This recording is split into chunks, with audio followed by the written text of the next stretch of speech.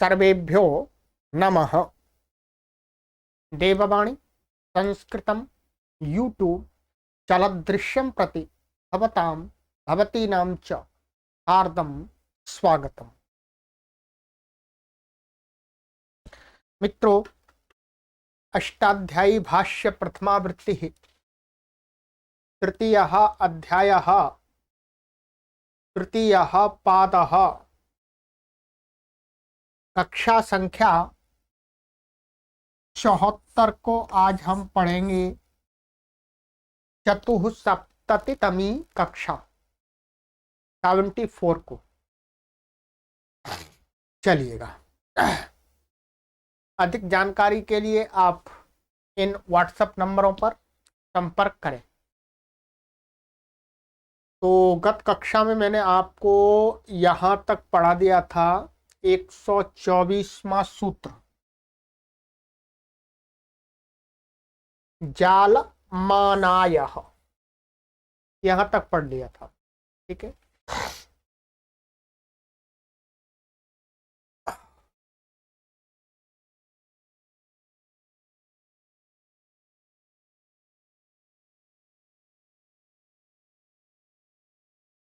अब आगे सूत्र पढ़ते हैं। 125वां सूत्र है,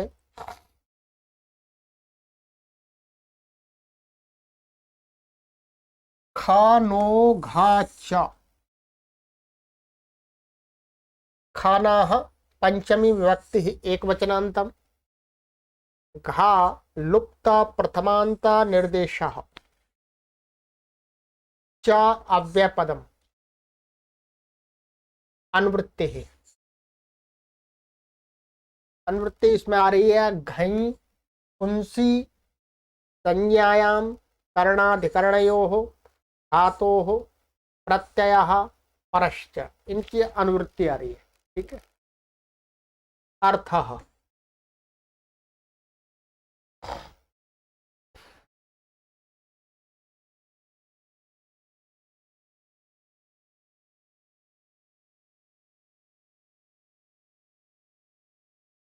खन धातोः पुल्लिंगे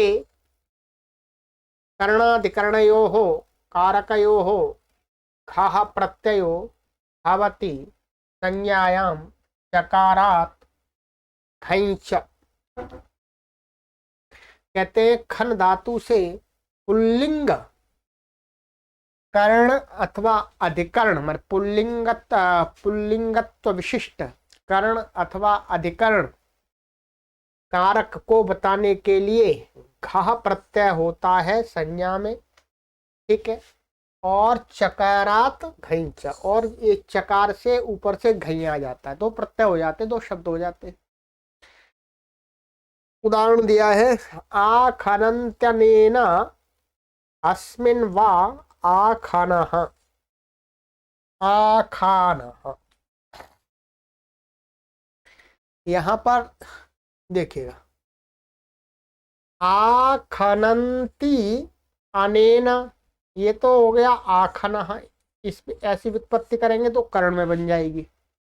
ये संज्ञा है, इसकी संज्ञा है, ये फावड़े की संज्ञा है। जो फावड़ा होता है गड्ढा खोदने वाला, उसको आखनः बोलते हैं।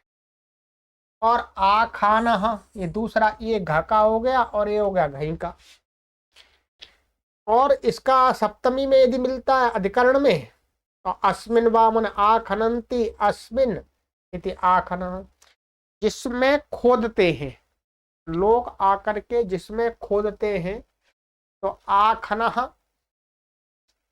किसी जो कोयले आदि की खान होती है उसको भी कह सकते हैं यदि है तो। ठीक है,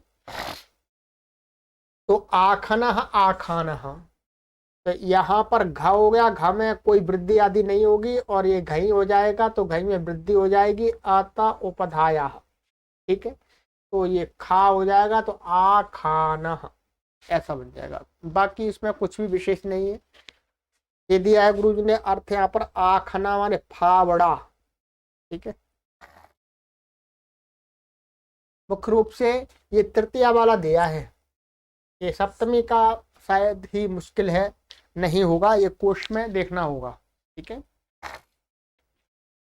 चलिएगा। तो ये शब्द बन गए, दो शब्द बन गए, दोनों का अर्थ एक ही है। अब आ जाइएगा,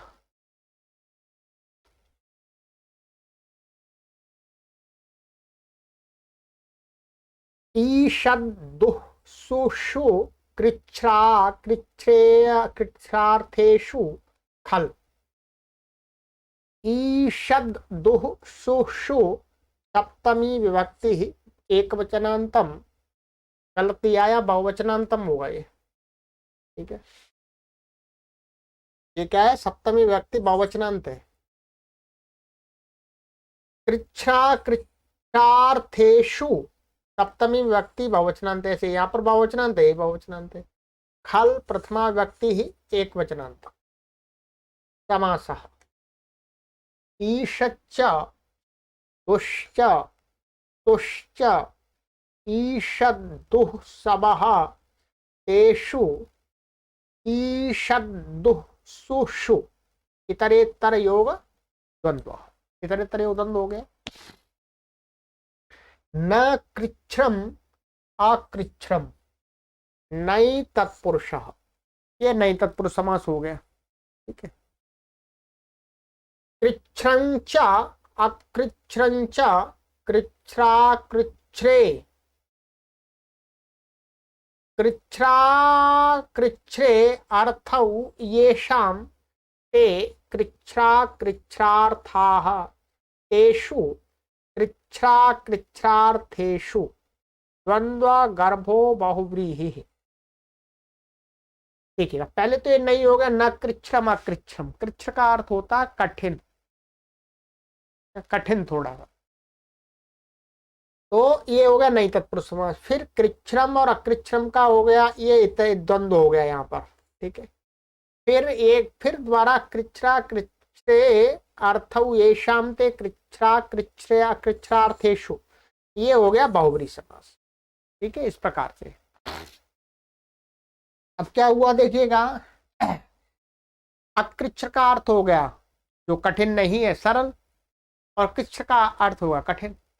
तो कृच्छ और अकृच्छ में कठिन और सरल अर्थ है जिनके, ये किसका विशेषण बन रहा है, ये इनका विशेषण बन रहा है। ठीक है, आइएगा अभी देखेंगे अर्थ में। अनुवृत्ति ही अनुवृत्ति आ रही है इसमें, धातु हो प्रत्यय परस्य की अनुवृत्ति आ रही है। ठीक,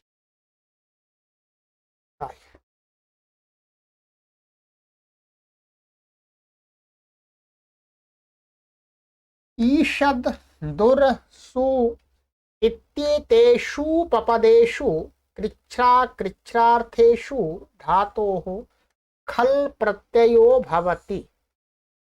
कृच्छ्रम कष्टम अकृच्छ्रम सुखम। ईषद दोर और सु, ठीक है, इन उपपदों के रहते हुए, और ये उपपद कैसे होने चाहिए, कहते हैं कृच्छ और अकृच्छ अर्थ वाले होने चाहिए। कृच्छ अर्थ में और अकृच्छ अर्थ में वर्तमान होने चाहिए। तो धातु से इनके उपपद रहते हुए खल प्रत्यय होता है, सरल है बिल्कुल। अब यहाँ पर अर्थ भी बता दिया। कृच्छ्रम का अर्थ है कष्टम। कष्टम माने कठिन कोई कार्य करते हैं तो कष्ट अनुभव होता है, तो कठिन कार्य होता है। और अकृच्छ्रम का अर्थ है सुखम माने सरलता। अब क्या है यहां पर, ये दो तीन, ये क्या है, एक ईषद शब्द है और ये दो उपसर्ग है, दुर और सु। ठीक है, अब यहां पर क्या है, आपको ये ध्यान रखना होगा, जो ईषद है और सु है, इसका संबंध लगेगा अकृच्छ्रम के साथ में। ठीक है, ऐसा व्याख्याकारों ने इसका अर्थ किया है कि ईषद और सु तो अकृच्छ अर्थ वाले होने चाहिए। अकृच्छ अर्थ ही होता है उनका प्राय करके। ठीक है, कृच्छ अर्थ नहीं होता। और दुर है जो दुर, ये कृच्छ अर्थ में वर्तमान होता है। इस प्रकार से इसका विभाजन कर लेते हैं।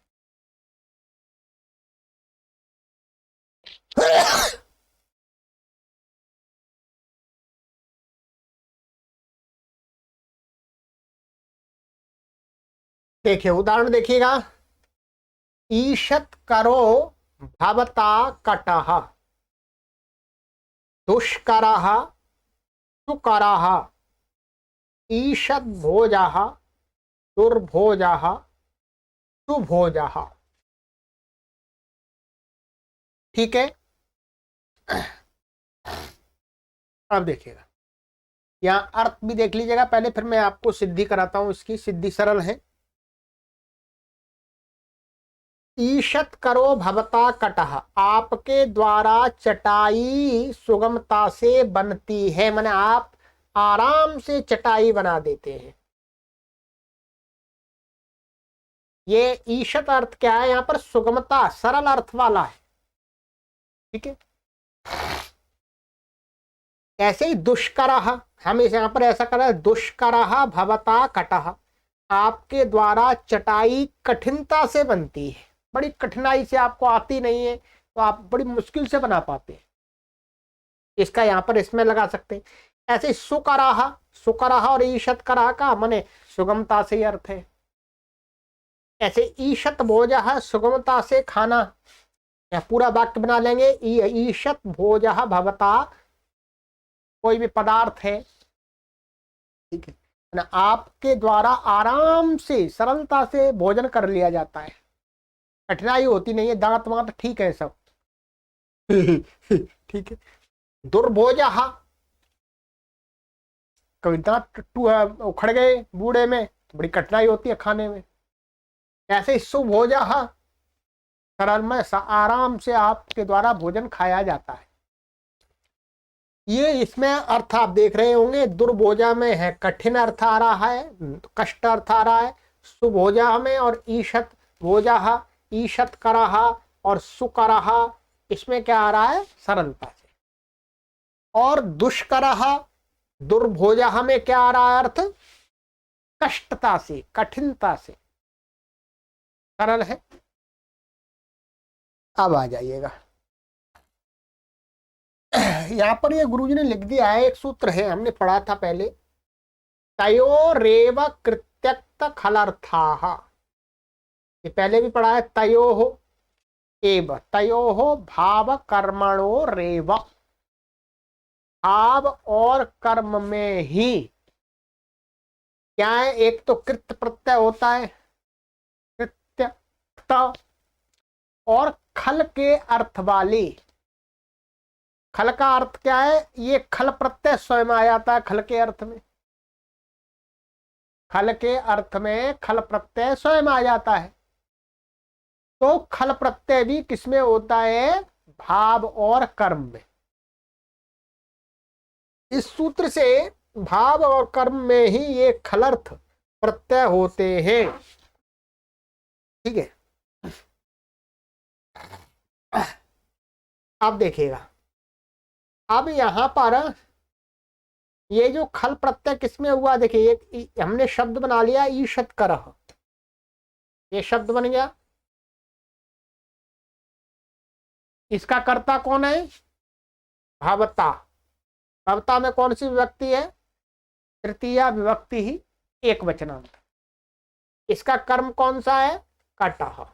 कटा में कौन सी विभक्ति है? प्रथमा विभक्ति ही एक वचन। अब ये कर्म में हुआ, ये प्रत्यय जो खल प्रत्यय शब्द ये है कर्म को कहने के लिए हुआ, माने कर्म इसको प्रधान है, कर्म वाच्य में हुआ, तो कर्म में इसलिए प्रथमा हो गई, और जो अनभिहित करता है उसमें तृतीया हो गई, तृतीया भवता। ये पुल्लिंग है तो ये पुल्लिंग हो गया ईशत करा, ये एक वचन है तो एक वचन हो गया, इसमें प्रथमा विभक्ति है तो इसमें प्रथमा विभक्ति हो गई, कर्म वाच्य में होने के कारण हुआ। ठीक है, ऐसे ही आगे सभी में देख लेना है आपको। ठीक है, ये कर्म में ही होंगे, और जो अकर्मक धातु होगी उससे भाव में हो जाएंगे। ठीक है, तो यहाँ पर प्राय करके इसमें अकर्मक धातु का प्रयोग नहीं हो सकता है। ठीक है, सरलता इससे आएगा, इसमें सकर्मक ही आती है, तो कर्म में ही होगा ये प्रत्यय। ठीक है, तयोरेव कृत्यक्त खलर्था। अब आ जाइएगा,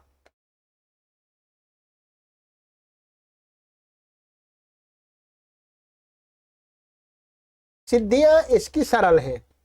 देखिए पहले भी हमने की हुई थी, ईशत करो भवता कटह। तो अब इसका क्या है, ईशत तू और क्री और खल प्रत्यय हो गया है। ठीक है, खल प्रत्यय हो गया। इसकी तत्रोपपदम सप्तमी स्तंभ से इसकी उपद संज्ञा है, उपद मतिंग से समास हो जाएगा, और समास होने के बाद में सुपोदात प्राप्त कयो से हो जाएगा, और इसको खल का ये चला जाएगा, और इसका जो री है उसको गुण हो जाएगा, सार्वधातु कार्धातु कर हो जाएगा, तो ईशत कर और स्वादि उत्पत्ति करके ईशत करह, ये बन गया। ईशत करो संधि हो जाएगी हसी चलक के, ये हो जाएगा।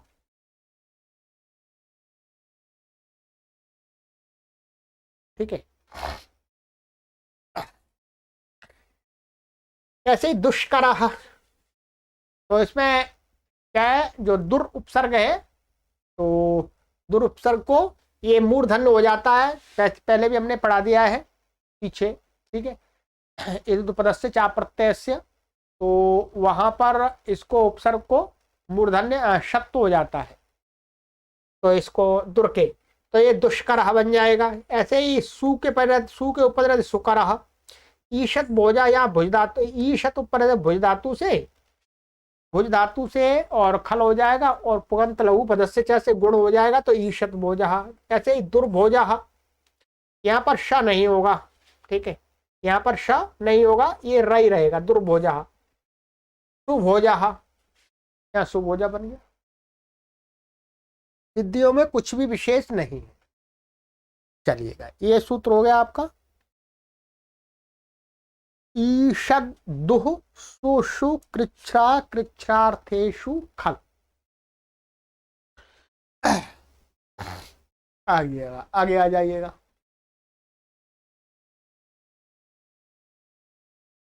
कर्तृकर्मणोश्च भूक्रियोः, कर्तृकर्मणोः सप्तमी विभक्ति द्विवचनान्तं च अव्ययपदम्, भूक्रियोः षष्ठी विभक्ति द्विवचनान्त,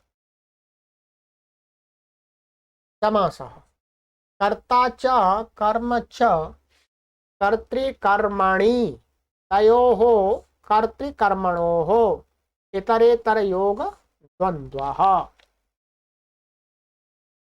भूश्च क्रिय च भूक्रियौ तयोः भूक्रियोः इतरेतर योग द्वन्द्वः।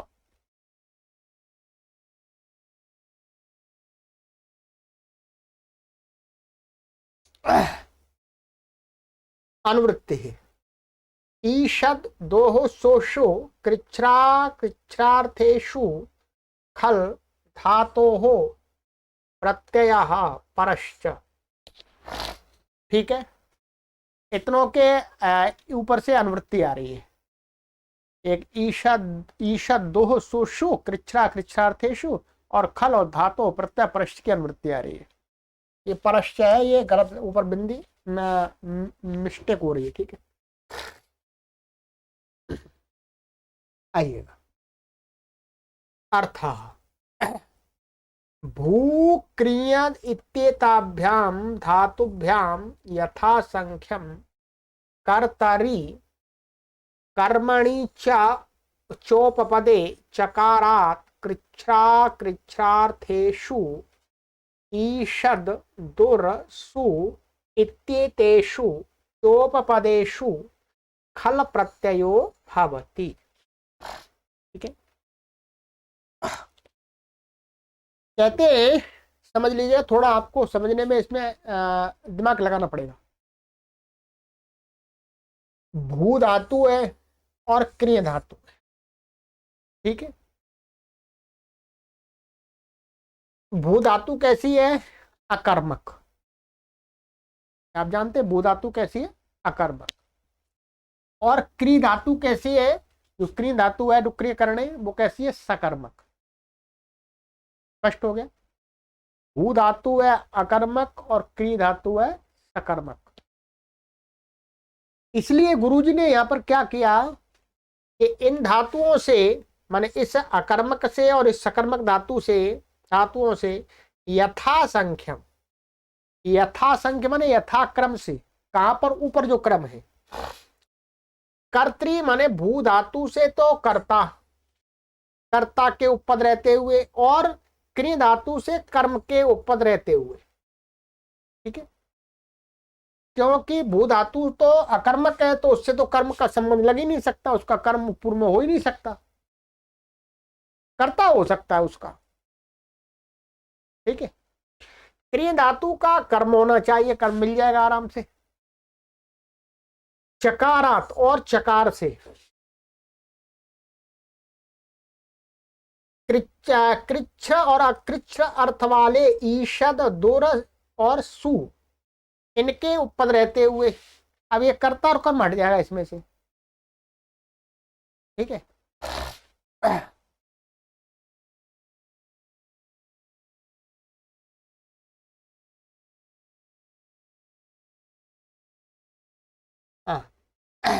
तो इन उपपद रहते हुए खल प्रत्ययो भवति, क्या हो जाता है, खल प्रत्यय होता है।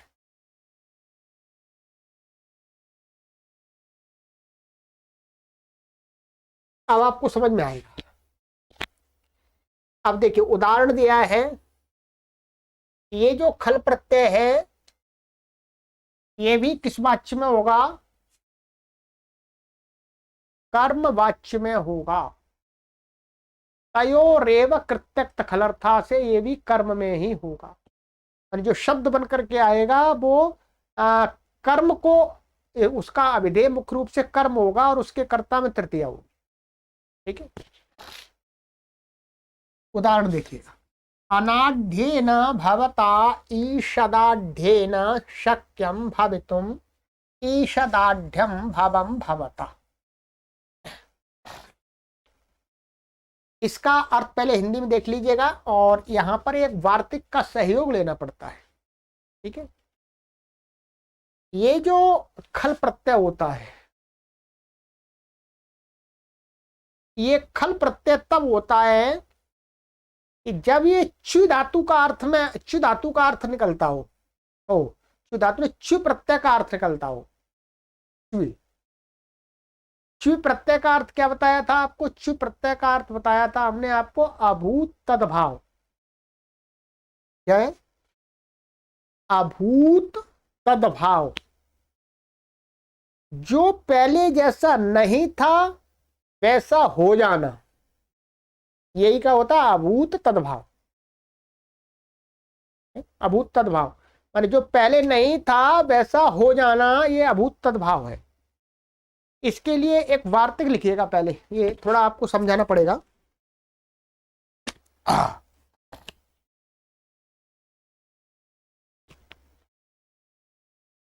ये वार्तिक मैं लिख देता हूं, बोर्ड पर आ जाइएगा।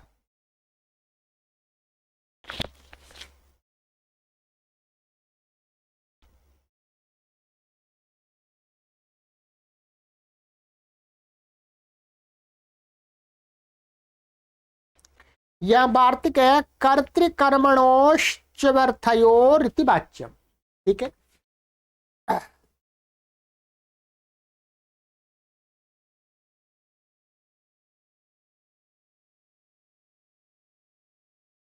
ये वार्तिक लिखा है, कर्तृ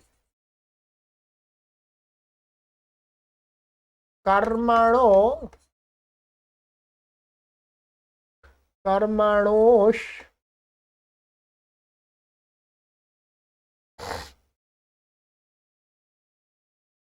चवर्था चवर्थयोरिति वाच्यम।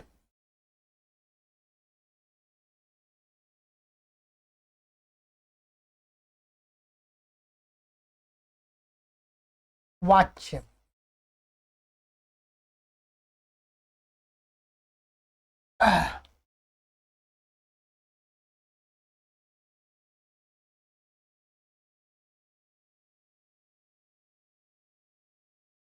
ये कहता है कि जो महर्षि पाणिनि जी ने कर्तृकर्मणोश भूक्रियो जो सूत्र कहा है, उस सूत्र में ऐसा संबंध लगाना चाहिए कि ये जो कर्ता है और ये जो कर्म है ये च्वी अर्थ वाले होने चाहिए।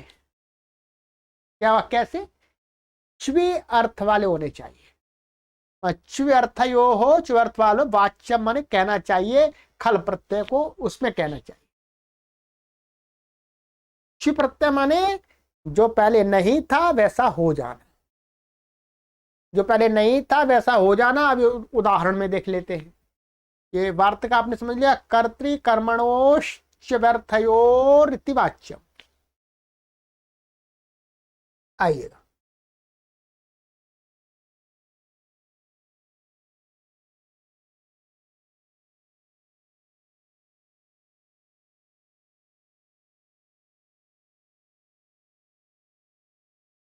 ठीक है, ये उदाहरण है आपका।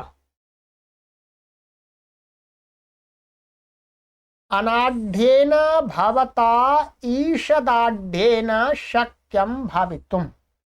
ये तो व्युत्पत्ति का अर्थ दिखाया है, ठीक है। इसका अर्थ को कैसे बताएंगे? ये लौकिक है, लौकिक विग्रह। अनाढ़ेन भवता, अनाढ़ में आढ़ का अर्थ होता है धनवान, और अनाढ़ का अर्थ हो गया जो धनवान नहीं है, गरीब निर्धन, जैसे हम हैं हमारे पास भी कुछ भी नहीं है। तो कहते हैं अनाढ़ेन भवता माने निर्धन आपके द्वारा, माने आप निर्धन के द्वारा, ईषदाढ़ेन शक्यम भवितुम। ईषद माने आसानी से, सरलता से, आसानी से, सरलता से। आढ़ेन शक्यम भवितुम माने आप धनवान, माने आप धनवान बन सकते हैं आराम से, सरलता से आप धनवान होने के योग्य हैं। भवितुम, शक्यम भवितुम होने के लिए समर्थ है। आपके अंदर क्वालिटी तो है तो आप निर्धन, पैसे तो नहीं है, परंतु आपके अंदर क्वालिटी है। आप अच्छा बिजनेस कर सकते हैं या कुछ भी कर सकते हैं, है? तो आप आराम से, सरलता से धनवान बन सकते हैं। एक ऐसे भी लोग होते हैं जो बड़ी मुश्किल से धनवान भी नहीं बन सकते, कोई योग्यता नहीं होती उनके अंदर, ठीक है।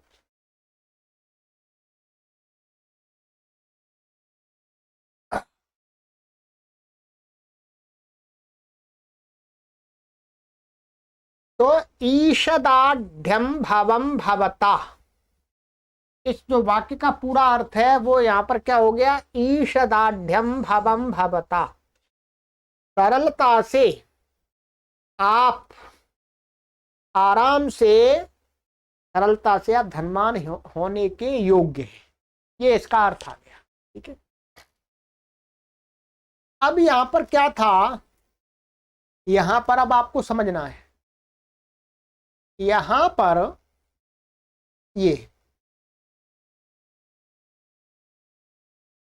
ये जो अर्थ लिखा हुआ है, या थोड़ा आप ध्यान से देखेंगे,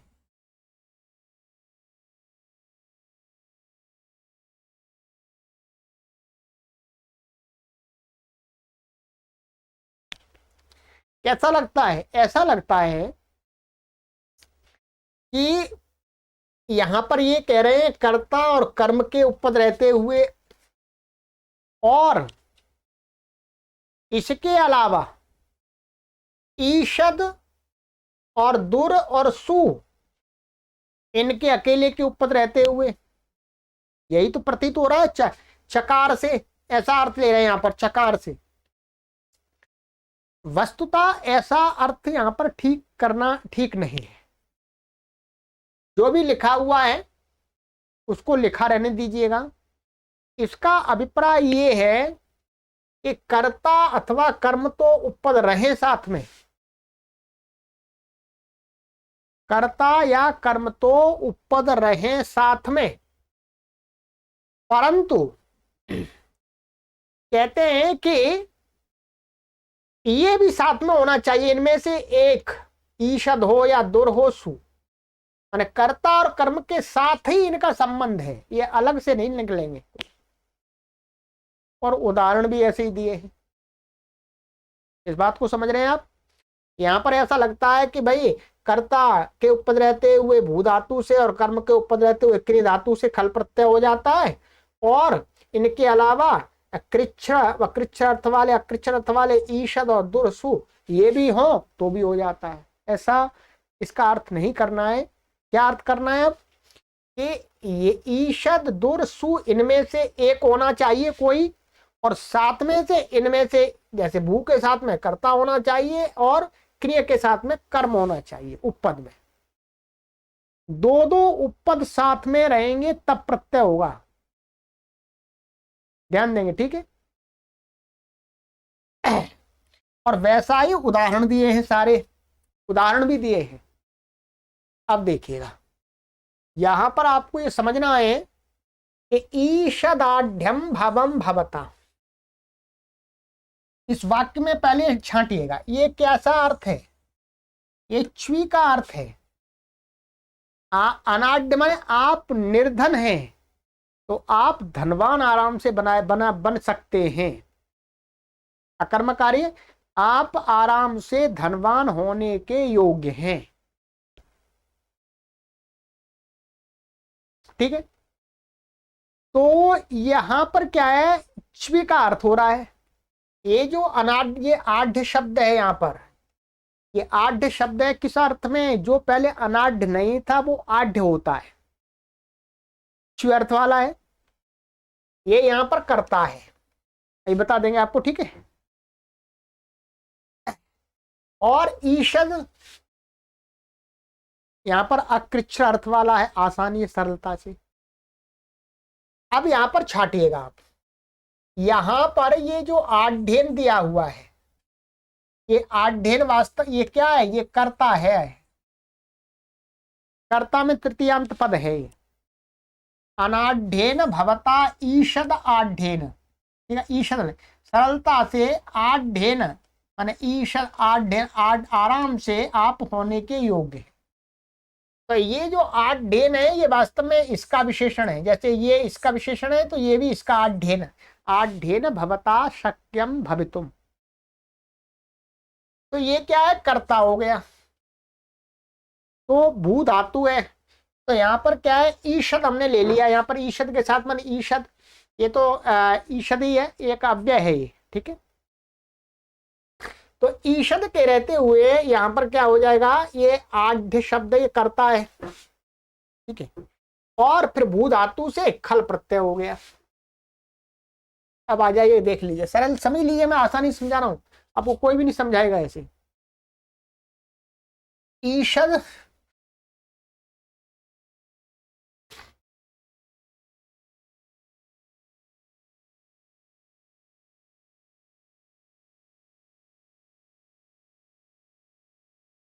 ईषद है ये, और ईषद और ये आपका आढ़ है।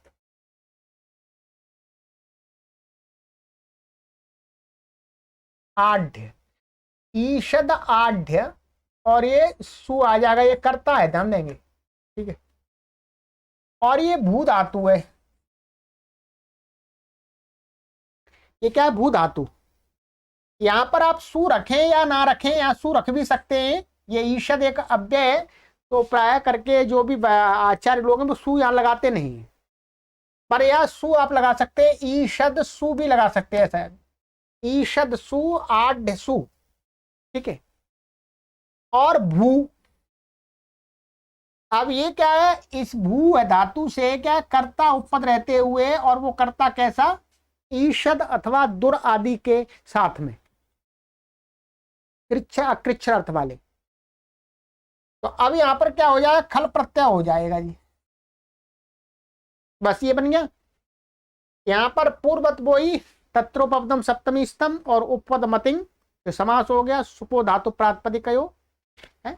और ये सारा इसका खल का अवचेगा, और इसके आके पर रहते इसको गुण हो जाएगा भो, और अब आदेश हो जाएगा तो भाव बन जाएगा। क्या बन जाएगा आपका, ये ई भाव,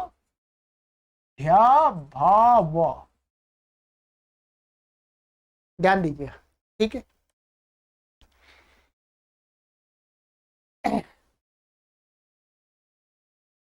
अब ये भाव में हुआ है, ध्यान दें, किसमें हुआ है, भाव में।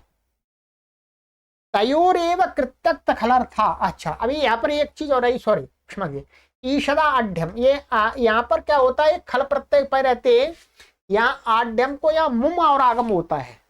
क्या होता है, मुम, अरुदिशद जंतस्य मुम, मुम आगम हो जाता है, इसको मुम का म बचता है और म को अनुस्वार हो जाता है, मौनुस्वारा, तो ईशदाढ़। यहाँ पर नीचे सूत्र लिखा हुआ है गुरु जी ने, ये लिखा हुआ है, देखिएगा, ईशद आड्य भू खल, ईशद आड्य भू अ और अरुदुषद जंतस्य मुम, ये पहले भी आया है। ये अजंत पद है, अजंत पद को खल के परे रहते हैं, खित प्रत्यय के परे रहते हैं, मुम आगम हो गया और अवादेश होकर के ईशदाढ़ मुम भव, और ये सु आ जाएगा, ईशदाढ़ भव। ये सु है, यहाँ पर ये सु को क्या है, ये नपुंसक लिंग है, ठीक है।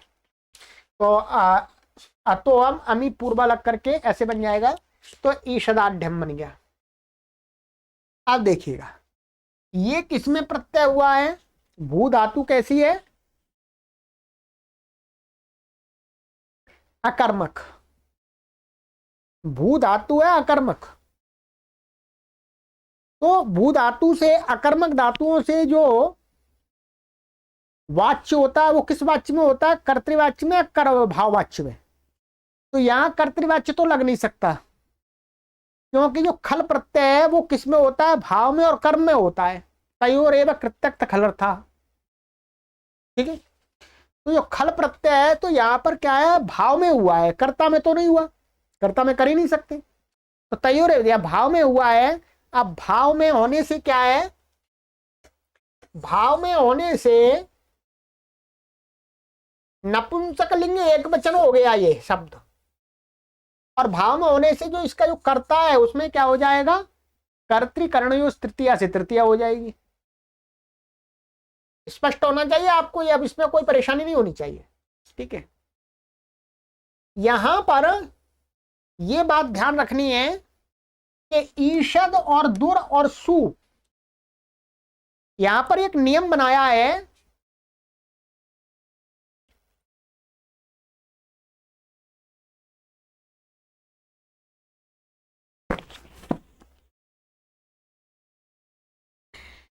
तो क्या करना चाहिए, यहां पर ये सिद्धांत कौमुदी है, व्याकरण सिद्धांत कौमुदी, भट्टोजी दीक्षित जी ने यहां पर थोड़ा स्पष्ट कर दिया है। इन्होंने यहां पर ऐसा कर दिया है कि कर्तृकर्माणि च धातोः अव्यवधानेन प्रयोज्य। जो यहां पर कर्ता और कर्म है, कर्ता और कर्म को कहने वाले जो शब्द हैं, कर्ता कारक और कर्म कारक को, उनको यहां पर भू धातु से अथवा क्री धातु से प्रत्यय करें, तो उससे पूर्व में अव्यवधान माने बिना व्यवधान के पूर्व में प्रयोग करना चाहिए, ठीक है। और ईषदादयस्तु ततः प्राक, और जो ईषद है, दुर है, सु है, इनका प्रयोग कहां करेंगे, इनका प्रयोग करेंगे जो कर्ता को कहने वाला शब्द है उससे भी पहले है, धातु से जस्ट पूर्व में तो ये कर्ता और कर्म कारक के वाची जो शब्द है वो प्रयोग करेंगे, और उनसे पूर्व में ये ईषद सु दुर आदि का प्रयोग करेंगे, ठीक है। ये नियम ध्यान रखना है। इसलिए क्या है, यहां पर ईषद हमने पहले लगाया, भू धातु से एकदम जस्ट आढ़ लगाया, ये कर्तावाची शब्द, कर्ता कारक को कह रहा है, तो इसका प्रयोग किया, तो ईषदाढ़ भवम भवता, ये किसमें हुआ है, यहाँ पर ये एक तो भाववाच्य में हुआ है, और मैंने आपको वार्तिक भी बता दिया। श्वी का अर्थ निकल के आ रहा है, जो धनवान नहीं है, ऐसे आप आराम से धनवान होने के योग्य है, ये अर्थ निकल के आ, ठीक है। तयोर एवं कृत्यक्त खलरता से भाव में हुआ है, भाव में होने से क्या है, नपुंसक लिंग एक वचन आ गया। तो भाव में तो नपुंसकलिंगी एक वचन ही होता है प्राय करके। अब आ जाइएगा, अब मैंने आपको समझा दिया यहां पर, और समझा देता हूं, पहले उदाहरण में आपको बाद में बता देता हूं। फिर यहां पर वैयाकरण सिद्धांत कौमुदीकार जो भट्टोजी दीक्षित जी हैं, वो लिखते हैं कि यहां पर हमें यथासंख्य का संबंध नहीं लगाना। इसको भी समझ लीजिएगा। भट्टोजी दीक्षित महाराज जी कहते हैं कि भाई यहां पर यथासंख्य नहीं लगाना है। भू और क्री धातु से कर्ता और कर्म के उपद रहते हुए और साथ में ईश्वर आदि उनके रहते हुए क्या है, खल प्रत्यय हो जाता है। यहां पर स्पष्ट उन्होंने लिखा हुआ है यथासंख्यम न इष्यते। यह सूत्र में यथासंख्य इष्ट नहीं है, परंतु यहां पर गुरुजी कह रहे हैं यथासंख्यम भवति। भू धातु से कर्ता के और क्री धातु से कर्म के ऊपर रहते हुए। काशिकाकार है, काशिकाकार भी कहते हैं यथासंख्य होता है। अब हम पाठकों को निर्णय करना है कि कौन सा सही है कौन सा गलत है, ये भी ध्यान रखना। और निर्णय तो करना पड़ेगा, लिख दिया उससे काम नहीं चलेगा। यहां लिख दिया तो बाबा वाक्यम प्रामाण्यम वाली बात नहीं चलेगी, तर्क करना पड़ेगा। मैंने आपको ये बताया कि यहां पर भू धातु कैसी है, अकर्मक है, और क्री धातु है सकर्मक। अब अकर्मक धातु के साथ में कर्म का संबंध लग ही नहीं सकता, ठीक है। क्या है, अकर्मक धातु के साथ में कर्म का संबंध लग ही नहीं सकता। अच्छा, क्री धातु है वो कैसी है, सकर्मक है, उसके साथ कर्म का संबंध लग सकता है, कर्ता का भी लग सकता है परंतु कर्म का भी लग सकता है। भट्टोजी दीक्षित जी ने जो उदाहरण दिए हैं, उन्होंने ये वाक्य कहा कि यथासंख्यम न इष्यते। इस माने यहां पर यथासंख्य इष्ट नहीं है। इस बात को पुष्ट करने के लिए कोई अपनी तरफ से अलग से उदाहरण नहीं दिया कि देखो जी यहां पर यथासंख्य होने से ये हानि हो जाती और यथासंख्य नहीं है तो ये इष्ट सिद्ध हो रहा है, ऐसा उन्होंने कोई एग्जाम्पल नहीं दिया। बस इतना कह दिया कि यथासंख्य यहां पर इष्ट नहीं है। अब विचार करना है कि जो काशिकाकार हैं और यहां पर काशिकाकार को ही अनुवर्तन करते हुए गुरुजी ने अनुवर्तन किया है।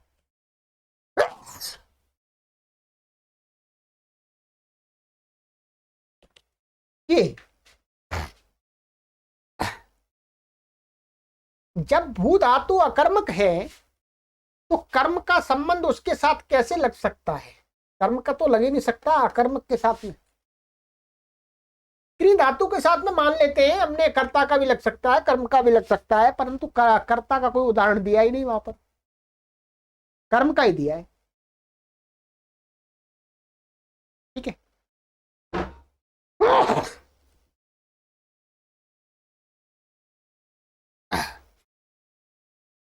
तो इसका अर्थ ये है कि काशिकाकार और गुरुजी की जो बात है वो सही है। इन्होंने यहां पर कर्ता के उदाहरण इसमें दिए हैं भू धातु से और कर्म में दिए हैं क्री धातु के।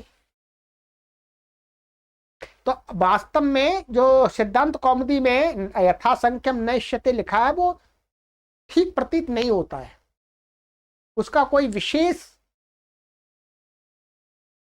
प्रयोजन नहीं है, ठीक है। तो हमें यथासंख्य यहाँ पर प्राप्त होता है, जहां पर भी समान पद होते हैं, समान कुछ होता है, वहां पर यथासंख्यम अनुदेशा समानांश से प्राप्त होता है।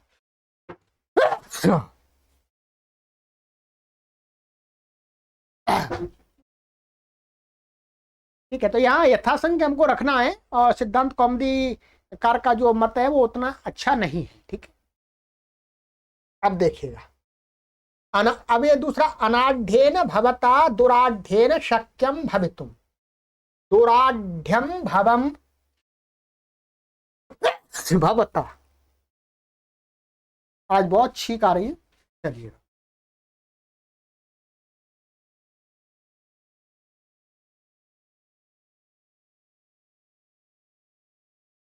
चलिए, तो यहां पर क्या है, यहां दुर दुर आ गया है, दुर आ गया कृच्छ्रार्थ वाला। माने आप निर्धन के द्वारा बहुत कठिनाई से धनवान होने योग्य माने है, ठीक है। तो दुराढ्यम भवम भवता, सिद्धि बिल्कुल वैसी है, यहां पर ईषद की जगह दुर आ जाएगा बस। और ऐसे स्वाढ्यम भवम भवता, ये सु है, इक्वेंची लग जाएगा तो वह हो जाएगा, तो स्वाढ्यम बन जाएगा। माने अनाढ्येन भवता स्वाढ्येन शक्यम भवितुम स्वाढ्यम भवम भवता। माने आपके द्वारा, आप निर्धन के द्वारा आराम से, सुगमता से, सरलता से धनवान होने के योग्य है, माने धनवान हो सकते हैं, संभावना है। अब आ जाइएगा कर्म में, ठीक है। कर्म में क्री धातु आ जाएगी आपकी, देखिए। कर्मणि अनाढ्यः ईषदाढ्यः क्रियते इति ईषदाढ्यं करो देवदत्ता।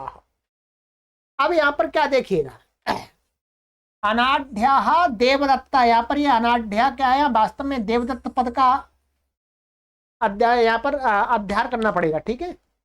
अनाढ्यः देवदत्ताः ईषदाढ्यः क्रियते, क्रियते माने ये किसमें है, कर्मवाच्य में दिखाया है, व्युत्पत्ति कर्म में कर्मवाच्य का है, ये क्रियते कर्म में बनता है। ये किसी दूसरे के द्वारा, माने निर्धन जो देवदत्त है उसको सुगमता से धनवान क्रियते माने किया जाता है, किया जाता है, तो ये कर्म आ गया, ये कर्म में, ये कर्म को कह रहा देवदत्त। तो क्रियते तो क्या बन जाएगा, ईषदाढ्यं करो देवदत्ता। तो ये क्या हो गया, आराम से धनवान किया जा सकता है देवदत्त को।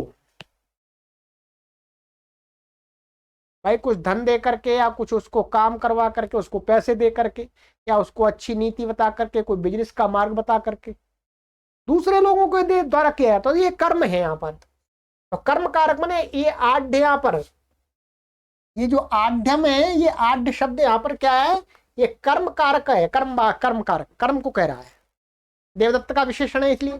तो यहाँ पर ईषद सु आढ्य, ठीक है, यहाँ पर आढ्य सु करेंगे, यहाँ पर भी बेशक कर्म है, परंतु क्या हमने यहाँ पर कर्म में क्रियते कर्म वाच्य में दिखाया है, तो फिर जो अभिहित कर्म होता है उसमें क्या होती है, प्रथमा होती है। तो यहाँ पर क्या करेंगे, ईषद सु आढ्य सु क्री और खल प्रत्यय हो जाएगा, और पूर्वदीय गुण आदि होकर के ईषदाढ्यम मुम आदि हो गया, मुम आदि कर लीजिएगा अरुदशयंत समम से। तो ईषदाढ्यं करो देवदत्ता, तो ये कर्म है। तो ये जो प्रत्यय आया ये कर्म को कहने के लिए आया इसको, इसलिए इसका विशेषण बन रहा।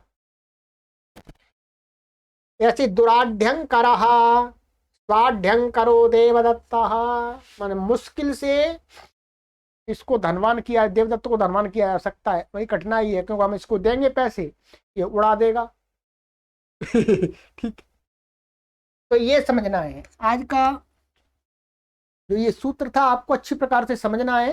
मैंने पूरा समझाने का प्रयास किया है। सिद्धांत जो वैयाकरण सिद्धांत कौमुदी का जो पाठ है, जो उतना ठीक प्रतीत नहीं होता है, यथासंख्यम नश्यते, उसको भी मैंने समझा दिया, ठीक है। यहाँ यथासंख्य का संबंध 100% लगता ही है, ठीक है, तभी अर्थ ठीक से बैठ पाता है। और इस अर्थ में जो कमी थी थोड़ी सी वो भी बता दी। ये वास्तव में क्या है, ये जो कृच्छ और अकृच्छ हैं, अर्थ वाले ईश, तो ये इनका संबंध इनके साथ में होता है, माने कर्ता के साथ में इनमें से कोई एक होना चाहिए, अथवा कर्म के साथ में से इनमें से, चकारात अलग से नहीं है। मैं अकेले उपपदों के साथ में यह प्रत्यय नहीं होगा, कर्ता अथवा कर्म के साथ में ईषद, और ये कहां पर प्रयोग होंगे इसके लिए भी मैंने सिद्धांत कौमुदी का जो वाक्य वो बता दिया कि जिस धातु से प्रत्यय करेंगे भू से या क्री से, उससे पूर्व में कर्ता या कर्म का को कहने वाला शब्द होना चाहिए, और उससे और पूर्व में उससे भी पहले क्या होना चाहिए, ईषद आदि में से कोई पद होना चाहिए। ये नियम निकाल लिया है, ठीक है। चलिएगा, तो आज की कक्षा में इतना ही करते हैं। 2-3 सूत्र पढ़े, मुख्य रूप से 2 सूत्र है ये, और ये सूत्र प्राय करके हमने देखा है गुरुकुलों में अथवा संस्कृत विद्यालयों में ऐसे ही मोटा मोटा ऊपर से पढ़ा देते हैं, समझ में नहीं आता। समझ में आता नहीं है कि ये कर्म वाच्य में कैसे हो गया, कर्ता में कैसे हो गया, यहाँ कर्ता उपपद रहते हुए कैसे हो गया, कर्म उपपद रहते हुए। तो मैंने आपको समझा दिया है पूरा। देखिएगा, यहाँ पर कर्ता के उपपद रहते हुए भू धातु से प्रत्यय हो रहा है कर्तृवाच्य शब्द से, और यहाँ पर कर्मवाच्य का जो शब्द है ये आढ़ शब्द कर्मवाच्य में है। क्यों कर्मवाच्य में? क्योंकि ये क्रियते किया जाता है दूसरों के द्वारा। तो सारा मैंने सूक्ष्मता से समझा दिया है। अब इसमें कुछ भी बचना नहीं चाहिए, आपको कोई डाउट्स नहीं होना चाहिए। फिर भी डाउट्स हो सकते हैं तो आप हमें पूछ सकते हैं। चलिएगा, आगे की कक्षा में मिलते हैं मित्रों, ठीक है। ये सूत्र है आतो इच्छ। सर्वेभ्यो नमः।